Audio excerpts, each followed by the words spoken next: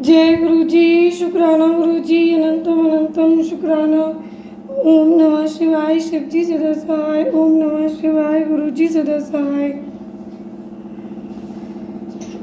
संगत जी, आज का हमारा डिवाइन ब्लेसिंग से बड़ा अध्याय प्रारंभ होने जा रहा है।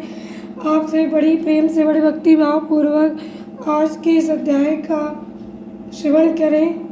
बड़ी प्रेम से आज की इस कथा का श्रवण करें। रामेश्वर नामक ज्योतिर्लिंग के आविर्भाव तथा मातम्य का वर्णन। सूत जी कहते, ऋषियों, अब मैं ये बता रहा हूँ कि रामेश्वर नामक ज्योतिर्लिंग पहले किस प्रकार प्रकट हुआ। इस प्रसंग को तुम आदर पूर्वक सुनो। भगवान विष्णु के रामावतार में जब रावण सीता जी को हरकर लंका में ले गया तो सुग्रीव के साथ 18 पदम वानर सेना लेकर श्री राम समुद्र तट पर आए। वहाँ वे विचार करने लगे कि हम समुद्र को पार करेंगे और किस प्रकार रावण को जीतेंगे। इतने में ही श्री राम को प्यास लगी। उन्होंने जल मांगा और बाण मीठा जल ले आए। श्री राम ने प्रसन्न होकर वह जल ले लिया। तब तक उन्हें स्मरण हुआ कि मैंने अपने स्वामी भगवान शंकर का दर्शन तो किया ही नहीं, फिर ये जल कैसे ग्रहण कर सकता हूँ। ऐसा कहकर उन्होंने उस जल को नहीं पिया। जल रख देने के पश्चात रघुनंदन ने पार्थिव पूजन किया। आवाहन आदि 16 उपचारों को प्रस्तुत करके विधिपूर्वक बड़े प्रेम से शंकर जी की अर्चना की। प्रणाम तथा दिव्य स्तोत्रों द्वारा यत्न पूर्वक शंकर जी को संतुष्ट करके श्री राम ने भक्तिभाव से उनसे प्रार्थना की। श्री राम बोले, उत्तम व्रत का पालन करने वाले मेरे स्वामी देव महेश्वर, आपको मेरी सहायता करनी चाहिए। आपके सहयोग के बिना मेरे कार्य की सिद्धि अत्यंत कठिन है। रावण भी आपका ही भक्त है, वह सबके लिए सर्वथा दुर्जय है, परंतु आपके दिए हुए वरदान से वह सदा दर्प में भरा रहता है। वह त्रिभुवन विजयी महावीर है। इधर मैं भी आपका दास हूँ, सर्वथा आपके अधीन रहने वाला हूँ। सदाशिव ये विचार कर आपको मेरे प्रति पक्षपात करना चाहिए। सूत जी कहते, इस प्रकार प्रार्थना बारंबार नमस्कार करके उन्होंने उच्च स्वर से जय शंकर, जय शिव इत्यादि का उद्घोष करते हुए शिव का स्तवन किया। फिर उनके मंत्र के जप और ध्यान में तत्पर हो गए। तत्पश्चात पुनः पूजन करके वे स्वामी के आगे नाचने लगे। उस समय उनका हृदय प्रेम से द्रवित हो रहा था। फिर उन्होंने शिव के संतोष के लिए गाल बजाकर अव्यक्त शब्द किया।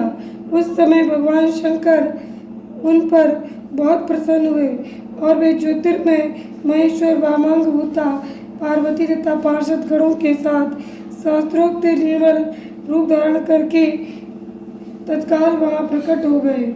श्री राम की भक्ति से संतुष्ट चित्त होकर महेश्वर ने उनसे कहा, श्री राम तुम्हारा कल्याण हो, वर मांगो। उस समय उनका रूप देखकर वहाँ उपस्थित हुए सब लोग पवित्र हो गए। शिव धर्म परायण श्री राम ने स्वयं उनका पूजन किया। फिर भांति भांति की स्तुति एवं प्रणाम करके उन्होंने भगवान शिव से लंका में रावण के साथ होने वाले युद्ध में अपने लिए विजय की प्रार्थना की।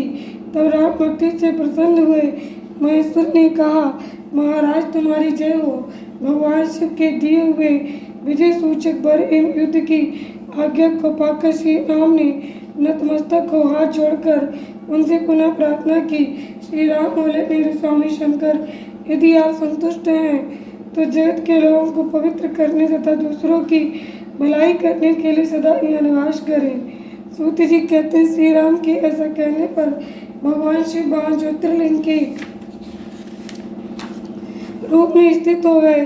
तीनों लोकों में रामेश्वर के नाम से उनकी प्रसिद्धि हुई। उनके प्रभाव से अपार समुद्र को अनायास पार करके श्री राम ने रावण आदि राक्षसों का शीघ्र ही संहार किया और अपनी प्रिया सीता को प्राप्त कर लिया। तब से इस भूतल पर रामेश्वर की अद्भुत महिमा का प्रसार हुआ। भगवान रामेश्वर सदा भोग और मोक्ष देने वाले तथा भक्तों की इच्छा पूर्ण करने वाले हैं। जो दिव्य गंगा जल से रामेश्वर शिव को भक्ति पूर्वक स्नान कराता है, वह जीवन मुक्त ही है। इस संसार में देव दुर्लभ समस्त भोगों का भोग करके अंत में उत्तम ज्ञान पाकर वह निश्चय ही केवल मोक्ष को प्राप्त कर लेता है। इस प्रकार मैंने तुम लोगों से भगवान शिव के रामेश्वर नामक दिव्य ज्योतिर्लिंग का वर्णन किया, जो अपनी महिमा सुनने वालों के समस्त पापों का अपहरण करने वाला है। जय गुरु जी, शुक्राना गुरु जी, अनंतम अनंतम शुक्राना। ओम नमः शिवाय, शिव जी सदा सहाय। ओम नमः शिवाय, गुरु जी सदा सहाय।